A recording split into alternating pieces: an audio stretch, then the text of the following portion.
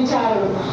అనేక సవరణల అనంతరం 1949 నవంబర్ 26న దీనిని రాజ్యాంగ పరిషత్ అనుమతించినప్పటికీ ఇది జనవరి 26, 1950 నుంచి అమల్లోకి వచ్చింది. భారత రాజ్యాంగాన్ని రూపొందించేందుకు 2 సంవత్సరాల 11 నెలల 18 రోజుల కాలం పట్టింది. ఈ మన రాజ్యాంగం బ్రిటిష్ ప్రభుత్వం నుంచి నిర్మించబడ్డ గవర్నమెంట్ ఆఫ్ ఇండియా యాక్ట్ 1935 చట్టాన్ని తొలగించింది.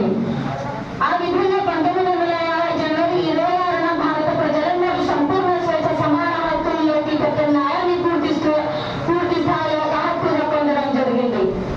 మన భారత గడ్డ మీద పుట్టిన ప్రతి ఒక్కరూ స్వేచ్ఛగా జీవించడానికి, హక్కులను పొందడానికి, సమ న్యాయాన్ని మరియు అందరూ చదువుకునే అర్హతని కల్పించింది మన భారత రాజ్యాంగమే.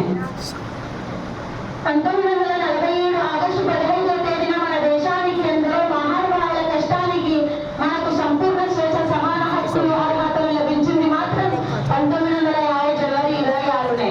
ఆ రోజున మనం గణతంత్ర దినోత్సవాన్ని ఎంతో ఘనంగా జరుపుకుంటున్నాము. 1950 జనవరి 26న భారత రాజ్యాంగం అమల్లోకి వచ్చింది మరియు డాక్టర్ బిఆర్ అంబేద్కర్ రూపశిల్పి. మనకు 1947 ఆగస్టు 15వ ఎందరో మహానుభావుల కష్టానికి ఫలితంగా మన దేశం జాతీయ పండుగగా జరుపుకుంటారు. ఢిల్లీలో ఇండియా రాష్ట్రపతులు అత్యంత వైభవంగా కపాతులు రక్షణ దశాలను ప్రదర్శిస్తారు. పాఠశాలలు మరియు కళాశాలలో కూడా జాతీయ జెండాను ఆవిష్కరించడం మరియు జాతీయ గీతాన్ని ఆలపించడం ద్వారా జరుపుకుంటారు.